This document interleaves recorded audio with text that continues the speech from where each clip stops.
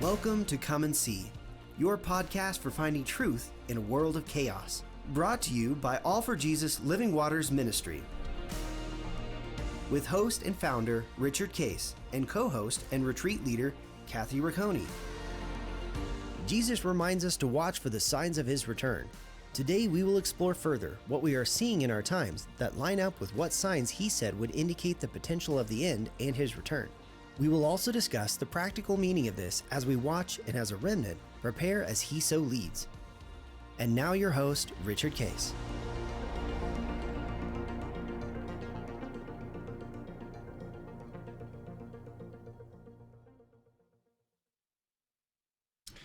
Well, hello, Kathy. We're in End Times Friday today. I know everybody is looking forward to yeah. this. I have been too, but I've heard a lot of feedback. People are really enjoying this series. really enjoying as we get into the and it's probably it'd be nice to do it all at once, but at the same time, it's probably the right perspective of Yes. there's it's both that pay attention.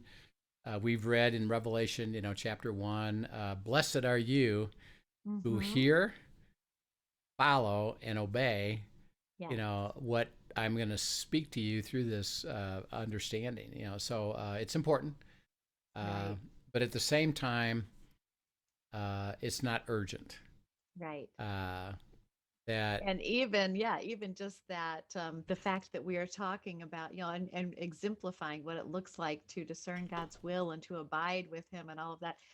That's what we need to be doing in the midst of it. We're watching at the same time, like you said, but the crux of what we're doing is walking in an intimate, abiding relationship with him. right. And he leads us through all of this. That's So right. it really, I think you're right. I think it's a great balance actually to kind of slow people down to simply pay attention, but be in intimate relationship with him. Right, and to absorb it, because it is so much True. of all the content that it almost has to be taken slow, just to ponder it. And again, we urge people as you're looking at this is go spend time in the Word around what these verses are, so you can start to receive things yourself.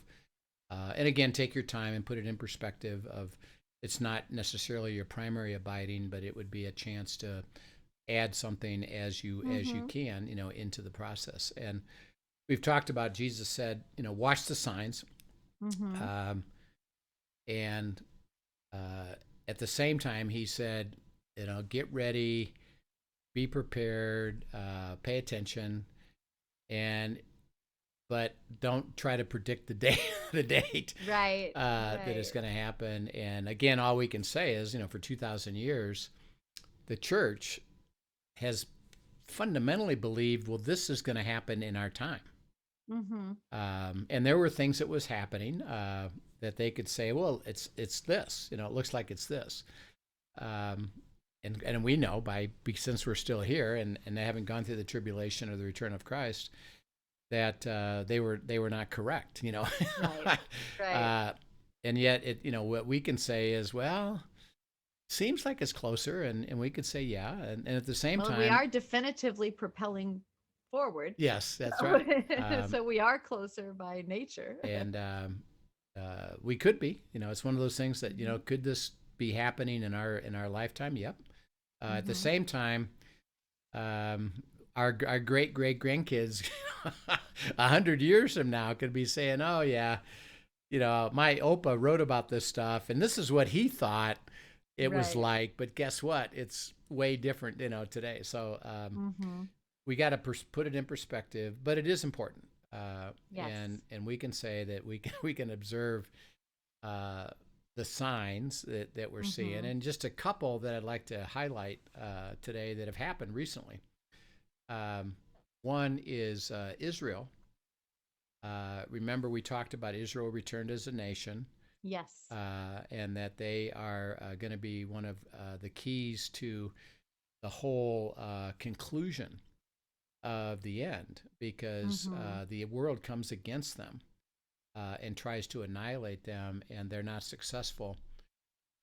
And what happens is they decide, because the technology hasn't worked, that they're going to march against him with 200 million people because they're going to go back to basically hand-to-hand combat and not worry about missiles and things because they can't kill that many people. So let's go to hand-to-hand combat because they don't have that many people. So right now it's only 7-8 million people live in Israel. So 200. I mean, and it's interesting enough, and that number always struck me, by the way, is that 200 million versus 7 million, that seems way out of proportion. Right. You don't need that many, but it's such an overwhelming number is that they've decided we're not taking any chances, and it's going to be an army of 200 million people, which is shocking. But some of the things that have happened, and interesting enough, along this lines of the technology, Israel, a few weeks ago, Kathy, tested a new technology. They have what's called the Iron Dome, and it basically is able to distinguish and then shoot down missiles that would be what we'd call reasonably local. So they're primarily coming from Hamas in the Gaza Strip and Hezbollah in Lebanon, and that's primarily where they've come from. And they're short-term missiles, and they can see them come up and shoot them down.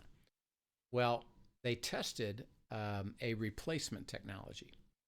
You were telling me this was coming. It's based on lasers, and now it can handle long-term missiles and be much more foolproof even against short-term missiles. So they tested it. It worked. They're going to be putting it in place in the next 6 months.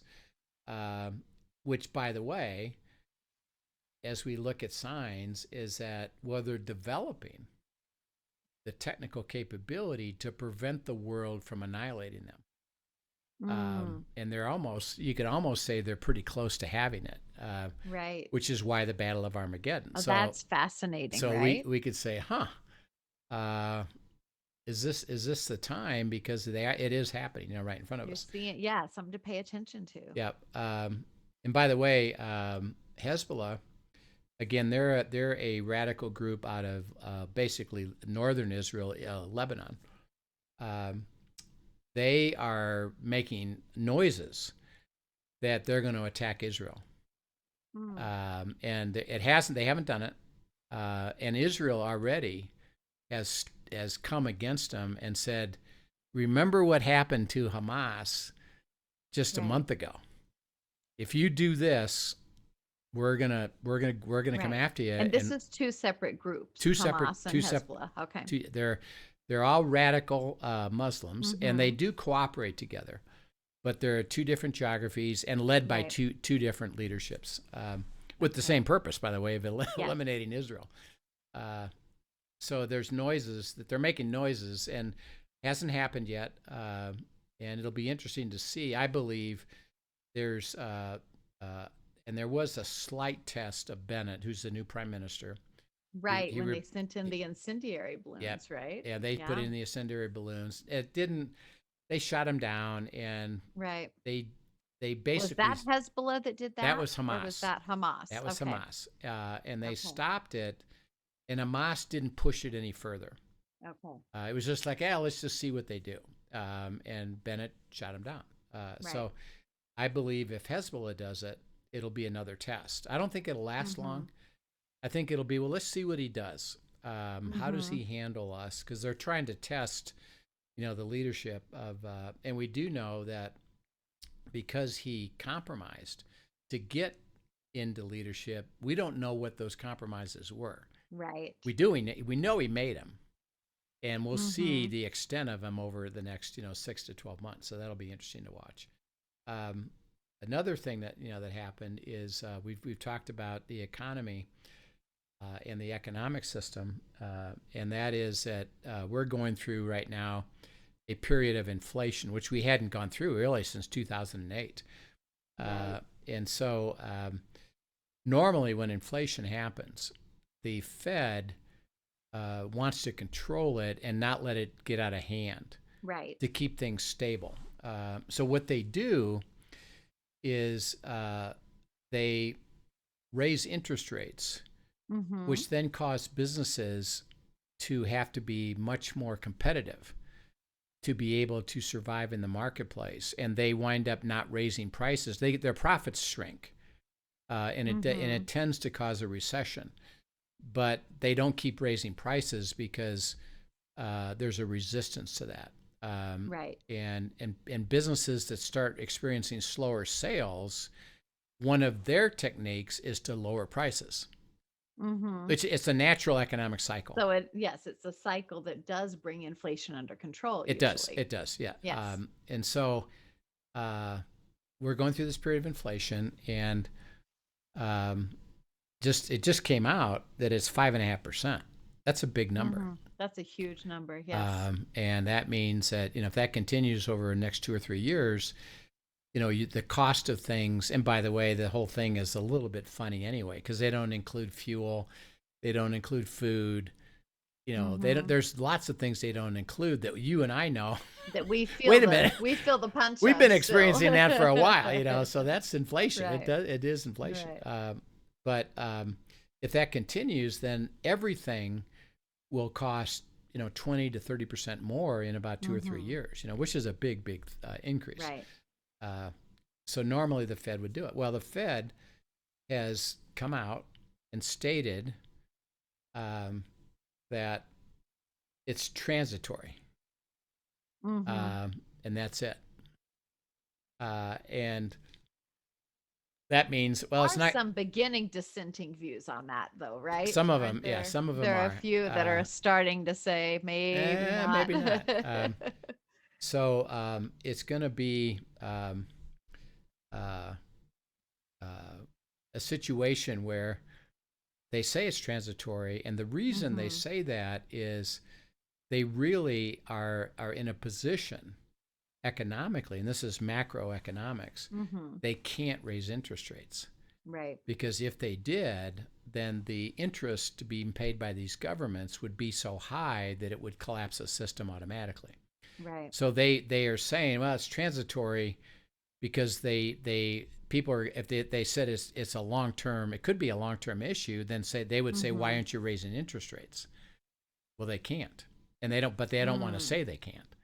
Right. So it's going to be interesting to watch. So that's an interesting economic issue of, is that setting up some of the potential? Because remember, when the tribulation comes, it's going to come out of an economic collapse.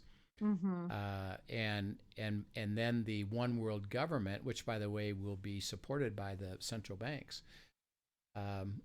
will establish a resolution to that. It'll be, hey, we'll take care of your debt.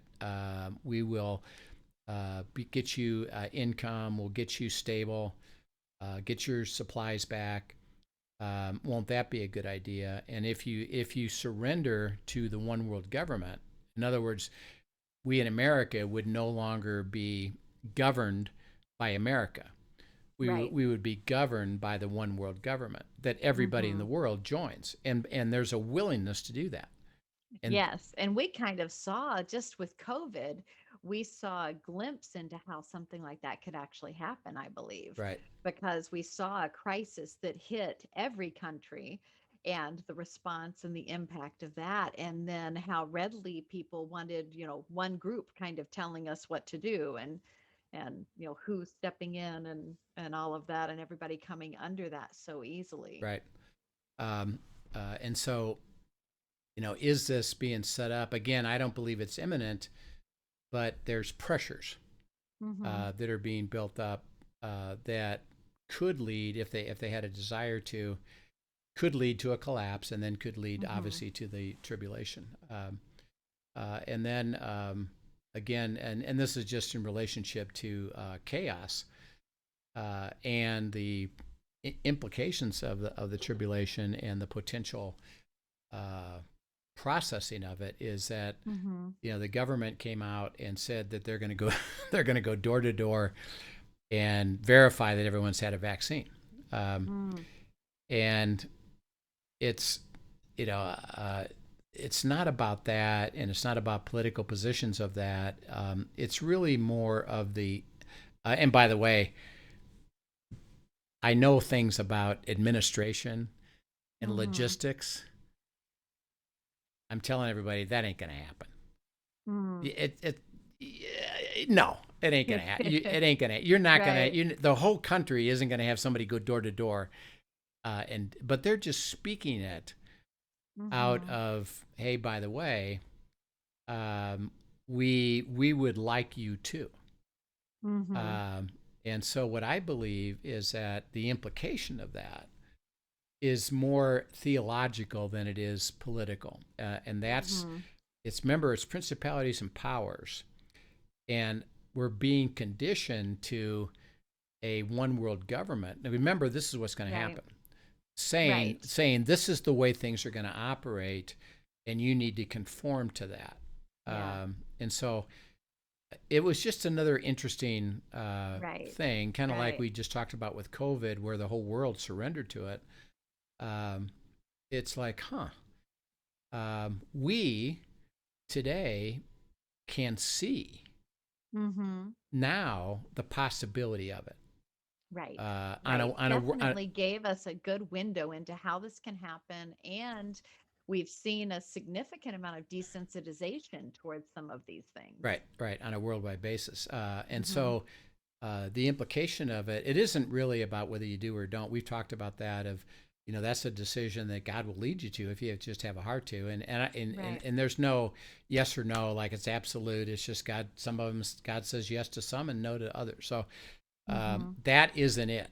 It's about the conditioning and the thought of it. We would like to, because ultimately, the one world government absolutely will be telling you what you're going to do. Right. And it'll be interesting enough. We'll actually talk about it today, Kathy. We're going to get into these beasts with Daniel, and one of them is Rome. And Rome, and we'll get into this, is called the Pax Romana, peace of Rome. Okay. And that is that you can have peace, and you can have kind of semi-freedom as long as you conform to the system. Oh, interesting. And it was interesting because they would go and conquer you, and they'd take everything over. And then they said, we're going to tax you, but guess what? If you conform and don't cause us trouble and let us rule, we're going to put the taxes right back into your local community. We're going to build all kinds of cool stuff. You can walk around with pretty good freedom. If you don't conform, we're going to arrest you and kill you. And they had what's called, which we read in the Bible, centurions. Right. Okay, centurion is a leader of 100 men. Centurion, 100. Well, guess what? Everywhere they conquered, they had soldiers everywhere, just standing around, observing. If you cause trouble, we're going to arrest you. We're going to kill you. And so, however, if you conform, you can live in peace. Pax Romana. So we'll talk about that a little bit today. And so I think that's what the potential is that it's just a interesting thing as the government wants to, and they said they want to go door to door, which ain't going to happen. But it's just saying, everybody, we are going to try to tell you what we think you should do. Right. And you just see one more step of that desensitization to freedoms being taken away. Right. And kind of, in a case where there are many people who are passionate about people getting the vaccine, and so they see that as a freedom worth giving up in order for a greater cause. Right. And, on both sides, you'll see things going like that. And so I think that's important to see. Okay, this is some foreshadowing. This is certainly setting the stage, regardless, for things to be shifting and for us to accept things. Right. And again, what we're trying to say throughout the entire podcasting, and particularly today, is don't drift into political debate. it's, well, That's so important. Father, what would you have me understand, and what would you speak to me?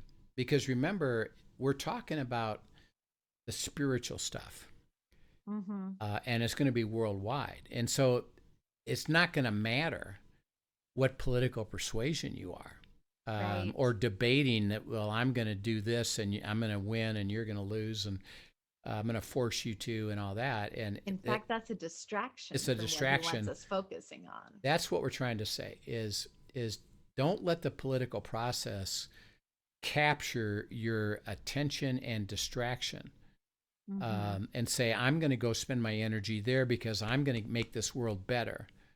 And God says, well, that, first of all, that ain't going to happen. And secondly, is there's stuff going on in a spiritual realm that I would like God speaking my children to understand, realize, and see, so that they can be given my blessed life, because that doesn't surprise me. So as we talk about that, we talked last time about Daniel chapter 9, the 70 weeks that we explained. The 69 have actually already occurred through Christ, and they were exact. It was really amazing. There's 1 week left. And 1 week is 7 years. Each day is a year. There's 7 years left, and it's called the tribulation.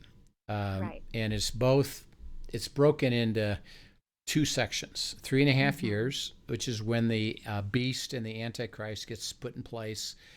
And the Antichrist establishes himself as God, which we'll talk a little bit about today, in the mid-trib. And then God's wrath, because he does that, that brings God's wrath in the last 3.5 years. And then they attack Israel with the 200 million at the Valley of Megiddo and Armageddon, and Christ returns. And then everybody is killed except the Jews who are living. We are raptured somewhere in there. We'll talk about that. And we get to come back with them and reign for 1,000 years on earth, and then a new heaven and a new earth is created. So Daniel said there's 7 weeks left. And now he describes kind of going backwards. And remember, a lot of both Daniel, Revelation is not all sequential, but different pieces of it. Right. So in Daniel 7, it describes, in a sense, the history of the church with this 1 week left, and it talks about what happens in that 1 week. So if you read, go ahead and read Daniel 7, 1 through 7. Okay. In the first year of Belshazzar, the king of Babylon, Daniel saw a dream and visions of his head as he lay in his bed. Then he wrote down the dream and told the sum of the matter. Daniel declared, I saw in my vision by night, and behold, the 4 winds of heaven were stirring up the great sea. And the 4 great beasts came up out of the sea, different from one another. The first was like a lion and had eagle's wings. Then as I looked, its wings were plucked off, and it was lifted up from the ground and made to stand on 2 feet like a man, and the mind of a man was given to it. And behold, another beast, the second one, like a bear. It was raised up on one side. It had 3 ribs in its mouth between its teeth, and it was told, arise, devour much flesh. After this I looked, and behold, another like a leopard with 4 wings of a bird on its back. And the beast had 4 heads, and dominion was given to it. After this I saw in the night visions, and behold, a 4th beast, terrifying and dreadful, and exceedingly strong. It had great iron teeth. It devoured and broke in pieces, and stamped what was left with his feet. It was different from all the beasts that were before it, and it had 10 horns. Yeah. And Daniel says, hey, by the way, the 4th beast was different. So it's completely, and that's gonna we're gonna have implication with that as we try to describe what happens during the tribulation. It's different than the history of mankind. So there's something that happens that's different, because Daniel said the other 3 beasts, which he's gonna lay out here, and we're gonna see it, is how things normally progressed with nations. And he said the fourth one's going to be different. And by the way, he says it has 10 horns. Well, when we get into Revelation, we learn about those 10 horns of the beast. And so he's saying, I'm talking about the last one, the last week. This is going to happen during the last week. Okay, so he describes these four beasts. And let me set the context again. This is coming out of Israel. Jeremiah was a prophet, and he basically spoke to the nation of Israel and said, "You've not followed God speaking. You're not following God. You're not following me. You've gone your own way. You rebel against me because you don't care about what I have to deliver to you. And I've been delivering the covenant, but you've rejected that. If you repent, I will not bring judgment against you," which, by the way, at the moment is coming. Well, they basically say, we don't believe it. And we're not repenting at all because we don't believe it. And so Jeremiah says, God, nobody's listening to me. And they're not repenting. What do I do? And he says, okay, stop telling them to repent. Judgment is coming. Now you can say there's a remnant. Now that judgment is coming, do you have a heart to follow me and let me take you into it? It's going to be a new life because you're going to be captured. But I still deliver the covenant to you. You still can live a life to be a blessing. It'll be different than you're used to, but I promise you that if you have a heart to go.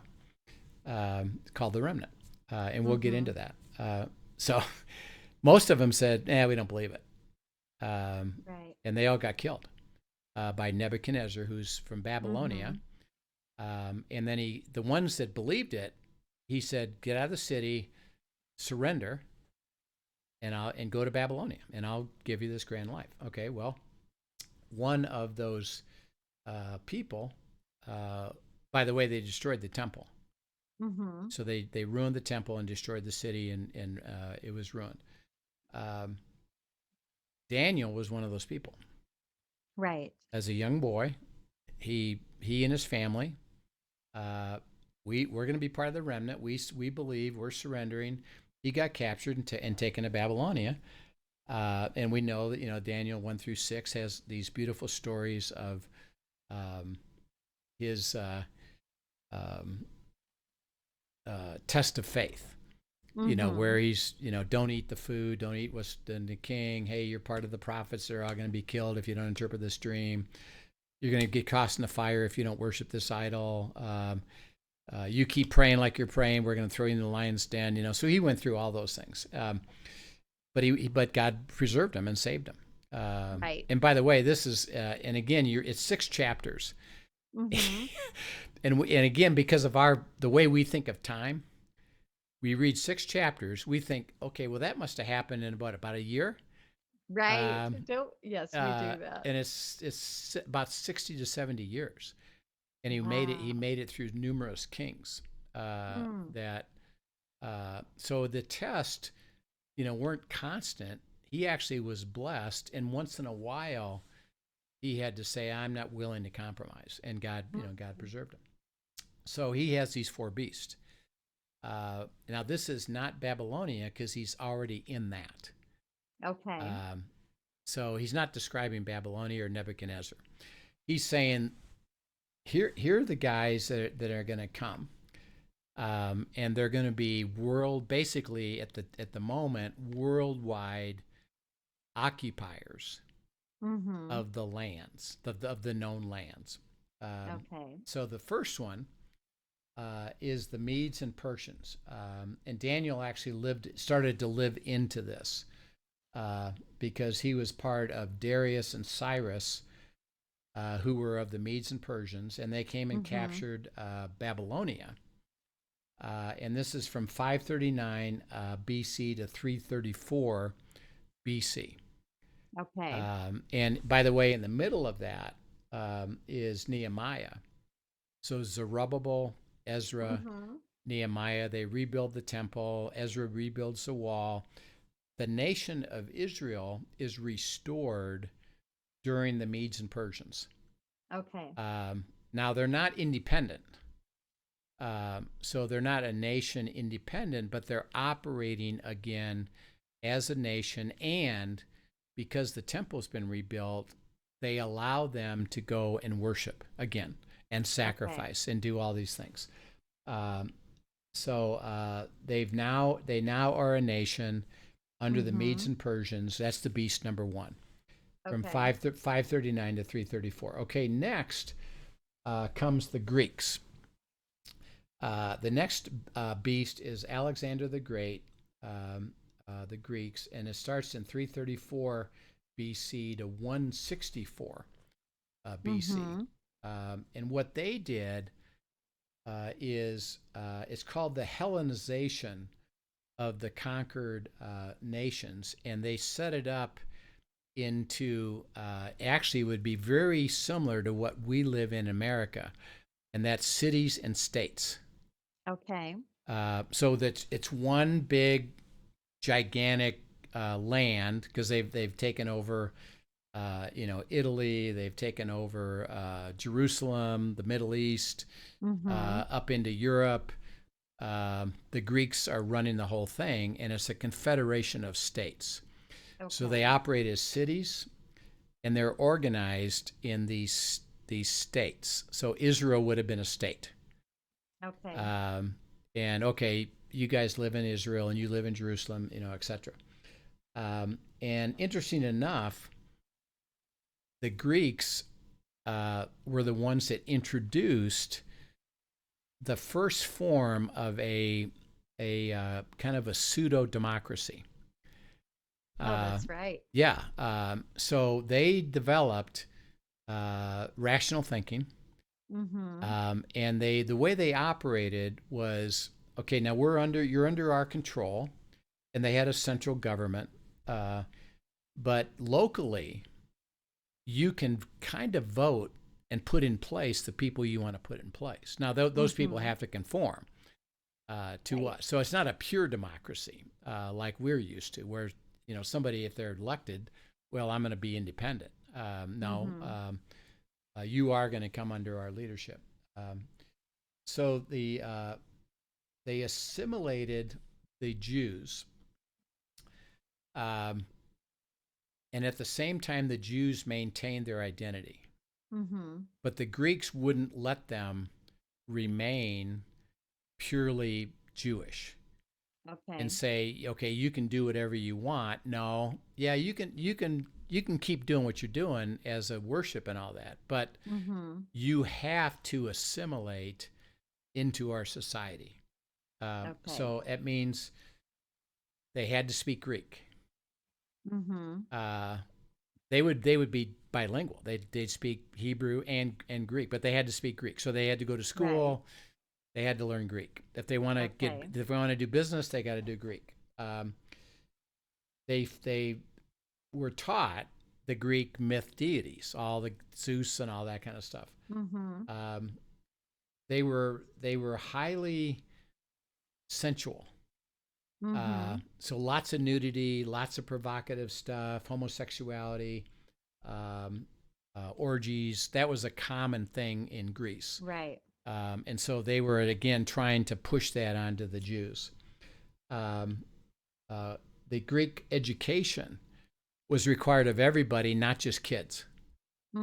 So now when they go to conquer you, which they did, throughout the entire world, everybody, including adults, you had to go to school. And you had to learn the Greek education. And of course, little kids interesting enough, little kids found it easier to do than adults. Right, as we can imagine. They brought in what's called the Age of Reason. And that was cause and effect. So natural thinking, worldly. Though interesting enough, way back then is the basis upon which we Americans tend to do business. Right. I mean, Thought, honestly, as you sat and described the things in ancient Greece there, I couldn't help but see the resemblance in America, yeah, yeah, very you know. much. And we actually got a lot of our principles out of the Greek system. Right. We got it out of the Greek system, and we actually got a lot of it out of the English system and the French system with Hmm. Voltaire and other people that had spoken about democracy. This was the age of Socrates, Plato, and Aristotle, Hmm. who were big, Greek philosophers. They brought, in addition to the age of reason, they actually brought in some things that were considered, even by the Jews, to be positive.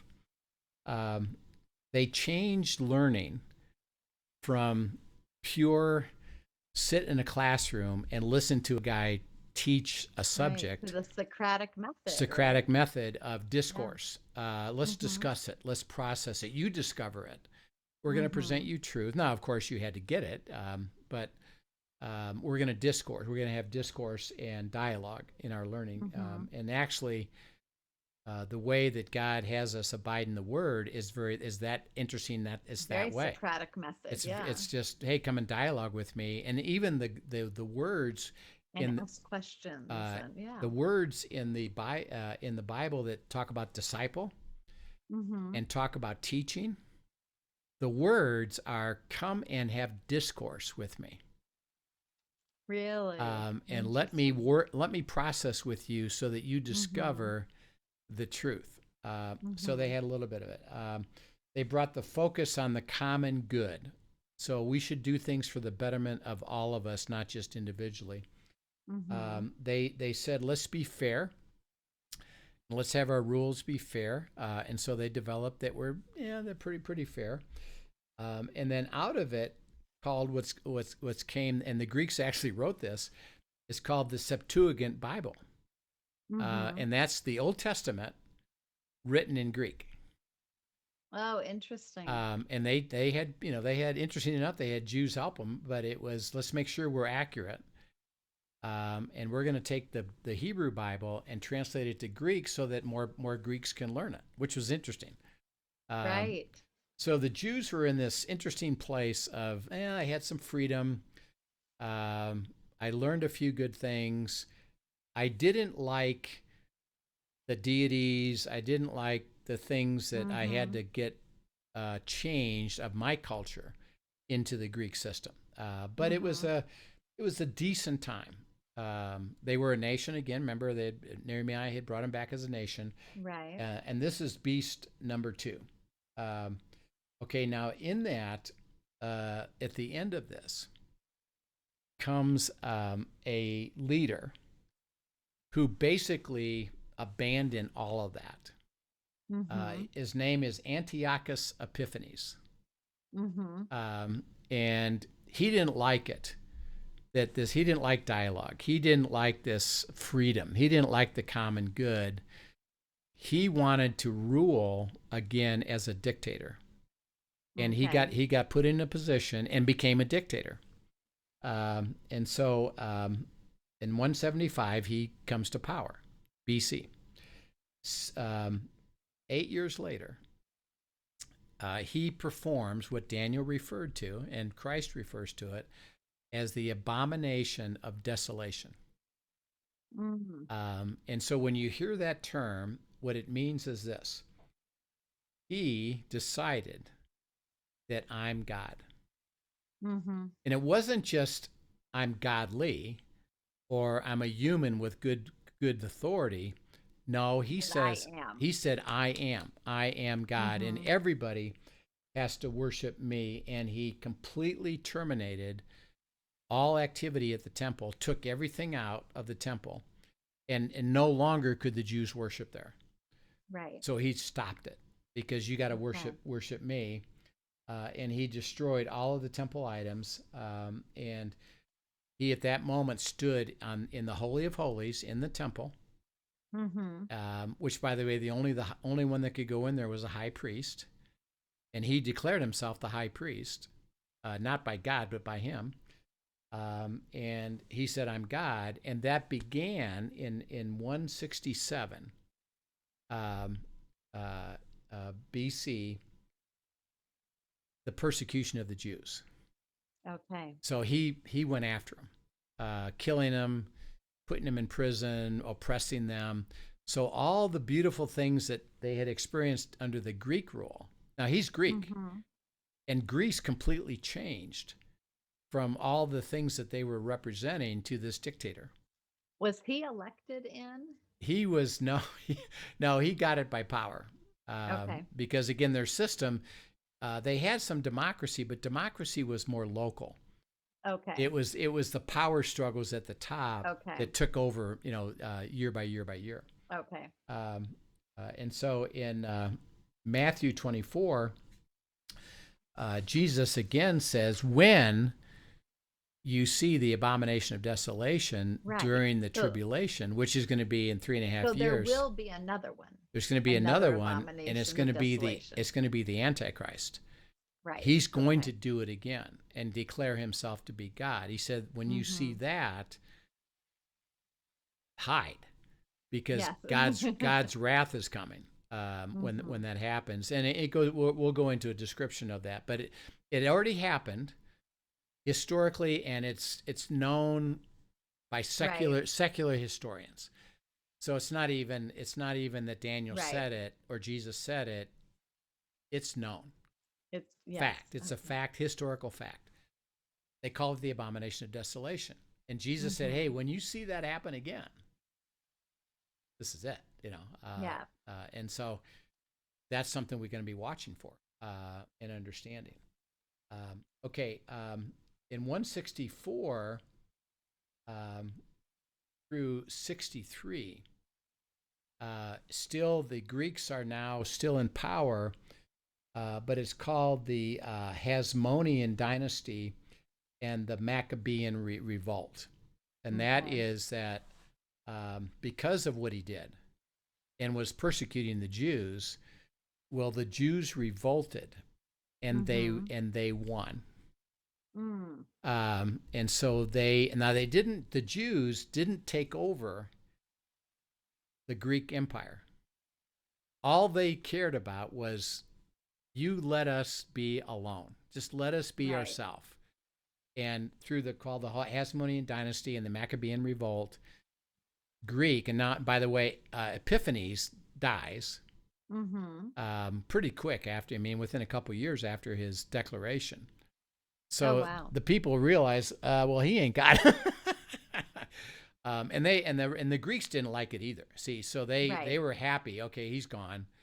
Let's go back to kind of the Greece that we knew, and they kind of did.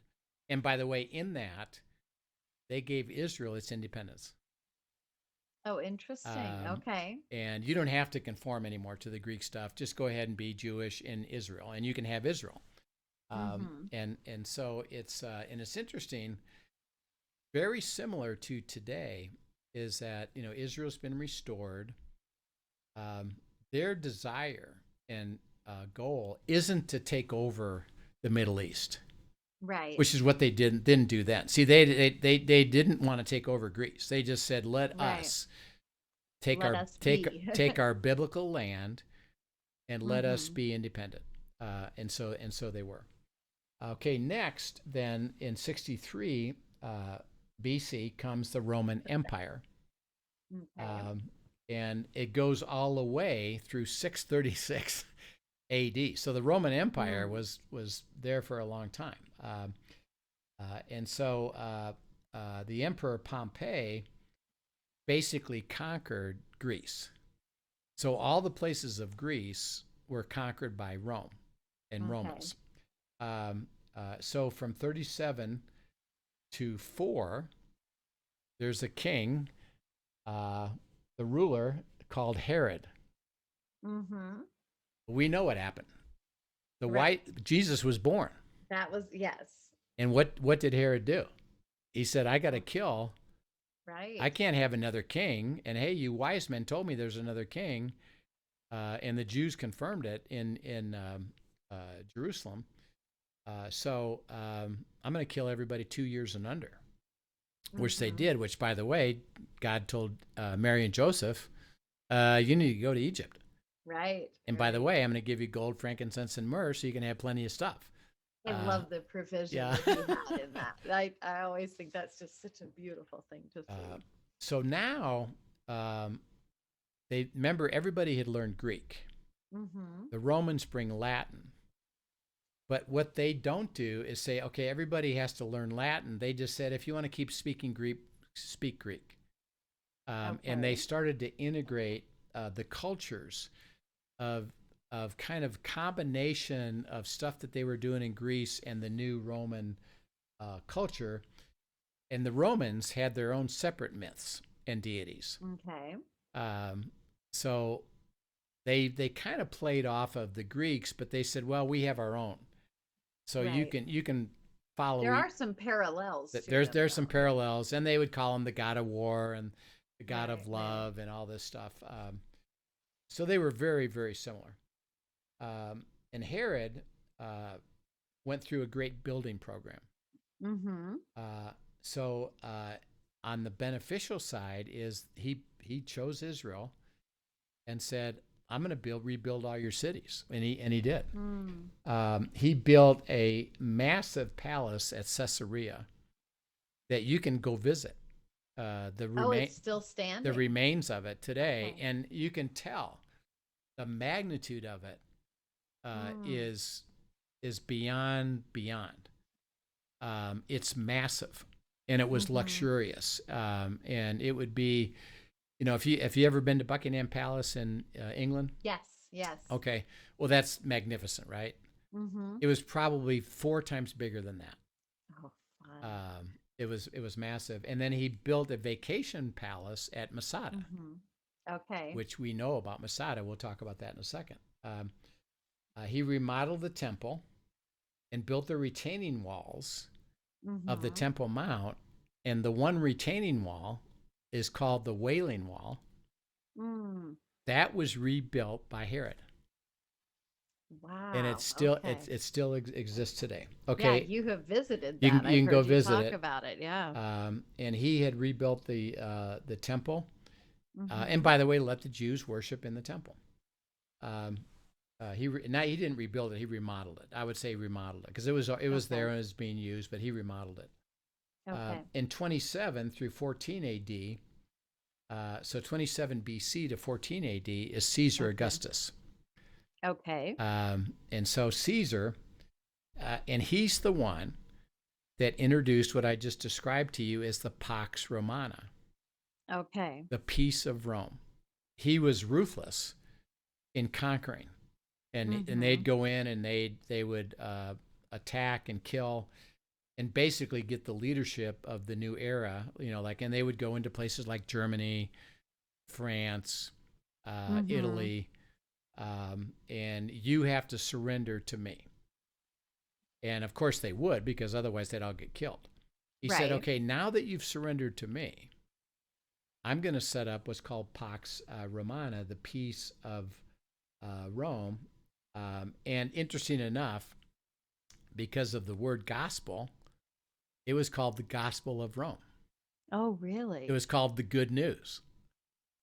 From their perspective. Wow. And it was, hey, you get freedom, you get peace, you get justice and order. And the only condition is you never come against us. You don't, criminals would get arrested and killed. You don't violate any of our policies. Don't cause us trouble. If you do, your peace is lost. Right. If you surrender, you get the benefit of that. So as we think of now, Jesus is born during this time. Right. And he's living. It's 27 A.D. to 14 A.D. 27 B.C. to 14 A.D. That it's through this process, when we read the Gospels, it seems like they have a lot of freedom. Because they don't talk about much conflict they're having with the Romans. Right. Although we hear about Roman centurions. Right. Guess what? There's a soldier on every street corner. They're all there all the time. And they want you to know, I'm in charge. And so you again the taxes would be used for local. As long as you cooperate with us, you'll be benefited from it. From 14 A.D. to 37 A.D. Is Tiberius, and he was a great Roman general, and he expanded into Germany, and he left Israel alone to the local prefects. Okay. And one of the local prefects, by the way, now remember Caesar's he's died in 14 A.D. So it's 14 A.D. into 37 A.D. Well, in the middle of that is 33 A.D. That's when Christ died. Okay, one of the local prefects, the leaders of the local place, which was Jerusalem, was Pilate. Yes. And Pilate is in Jerusalem. And by the way, it's again historical that it's not just what the Bible says that Pilate was there. It's a known historical fact. Pilate was the leader of Jerusalem, the Roman leader of Jerusalem. And so he's there during Christ's time. After Tiberius is Caligula, and I think you've heard about him, from 37 to 41. He did an ambitious building program, especially his own palaces. He's the one that built the aqueducts. Okay. And they're fantastic. They're phenomenal. I have visited some of those. And they're remarkable. And however, he's known for his sexual perversion. And you've heard the word Caligula is effective with orgies and sexuality, and that's what he did. From 41 to 54 is Claudius. And he had an ambitious building program, and he built roads and aqueducts, and he conquered Britain. Okay. So you can see that they went into all of Europe. Right. From 54 to 66 is Nero, and he was nuts. So he burned Rome, and interesting enough, not a lot of people knew this. They just thought he was crazy. The reason he burned it was he wanted to clear the land to build a new palace for himself. Oh, you're kidding. So he burned down the city. So, because I want to have my land, he was nuts. And he persecuted the Christians. And that's the time that they would be in the Colosseum with the lions. Okay. They would burn them at the cross, and that was... So persecuted the Christians. Do you know how the treatment of the Jews were during that time? They would be the same. Also? Okay. It was Jews and Christians were being persecuted by Nero because he was nuts. Then in 66 to 70, because of his persecution, again, there's a revolt by the Jews and the Christians. And they tried to regain rule in Jerusalem and overthrow the Romans. Well, guess what, by the way? During that time, the Essenes, who were call them the historians of Israel, they took all the Bible scrolls and hid them in caves because they suspected that we don't know how this is going to work out. Right. And today, and we'll talk about this later, it's called the Dead Sea Scrolls. Right. The Qumran scrolls. They hid them in the caves of Qumran. And they've been located again now. Yeah. Interesting enough, when Israel became a nation. And we'll talk about that again later. And then from 70 A.D., Titus, who's the new prefect or the new emperor, attacks Masada, which is an outpost outside of Jerusalem. And he attacks them and destroys the temple at the same time. And of course, the people of Masada, they wound up all committing suicide because they didn't want to be killed by the Romans. And you can go visit that spot, by the way. And then that began the Jewish and Christian what's called the diaspora. Okay. Leaving the Middle East and going out into the rest of the world because they could go elsewhere and not be persecuted because they just lost their temple. They lost worship. and it's not a good place to stay, so they did. And interestingly, in that diaspora is how the gospel spread so far Right. as well. And in 135 AD, then Jerusalem that had been destroyed is rebuilt as a Roman city. From 280 to 337 AD is Constantine. And because by that time Christianity has become so prominent, that Constantine, who becomes the emperor of Rome, says, you know what? This is it. This is the right stuff. Everybody has to become a Christian. And it was forced upon you. You became a Christian. Again, if you became a Christian, you got privileges. If you didn't, you either were killed or you lost all your privileges. Interesting. Okay. And he ruled that way. And 325 is the Nicene Creed and the establishment of the understanding of the Trinity. Okay. God is one, and He's Father, Son, and Holy Spirit, and all that now became clear to everybody, and is called the Nicene Creed. And he legalized Christianity, and again, they had privileges whether they stayed with it or didn't stay with it. They lost them. Helena was his mother, and she visits Jerusalem during her trip. And she was so into all the biblical stuff that she designated the Church of the Holy Sepulchre, which was there, as the site that Jesus was dead and buried. She's the one that establishes the Via Dolorosa. Oh, really? Yeah, and the Stations of the Cross. Okay. And so she did all of that. And interesting enough, that was done.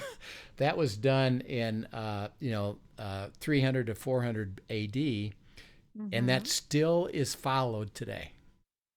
All the stuff that she established back then. So we'll get into the next time. We're going to get into Islam because we're out of time right now. Kind of going over time, but it's pretty remarkable. What has occurred with the Muslims. I really so appreciate you sharing all this historical basis in line with the scriptures as well, because this is a lot of stuff. I mean, for me personally, I'll say I'm sure I learned some of this in history class growing up. It is long gone from my memory. And so just being able to put the pieces back together as we study this, both historically and in terms of what's to come, so important. And so I appreciate your knowledge in that and sharing that with us. There's a lot. So we'll get into that next time. We'll revisit some of this, and then we'll talk. Good. We're going to talk about Islam. This starts to come into play as we talk through the history of Israel, because it has bearing on Israel is the common theme throughout this whole thing, and ultimately it's going to impact the end times. And it starts with the restoration of Israel in 1947, which we now are part of. So it's really interesting stuff. So anyway, we'll pick it up. If you have questions, send us at on the YouTube or questions@afjministry.com, and we'd be happy to take any of your questions about the end times and make sure we bring them up. And we're going to be spending lots of time through this, so we've just really started to set the stage. Barely scratching the surface. Because Daniel said, hey, there's 4 beasts. We're describing the 3 of them, which is throughout the church history. And then, by the way, there's a 4th one during the 1 week left, and he's different. And we're gonna understand what that is. So fascinating. Thank you so much, Rich. We so enjoy this. Yep. And we hope that you'll encourage people to come and hear our podcast, but also to come in on good times, end times, end times Fridays, and we'll just keep talking about it. So it'll be fun. That's so Kathy, great. Have a great weekend, and we'll see you next Monday. You too. We'll see you Monday. Okay. Thank you for joining us for today's episode of Come and See, your podcast for truth in a world of chaos. Brought to you by All for Jesus Living Waters Ministry. Send us your questions and comments, and tune in tomorrow for more answers to your personal questions about living life in God's truth. Remember, God's will is best and none better. His truth brings peace in this world of chaos.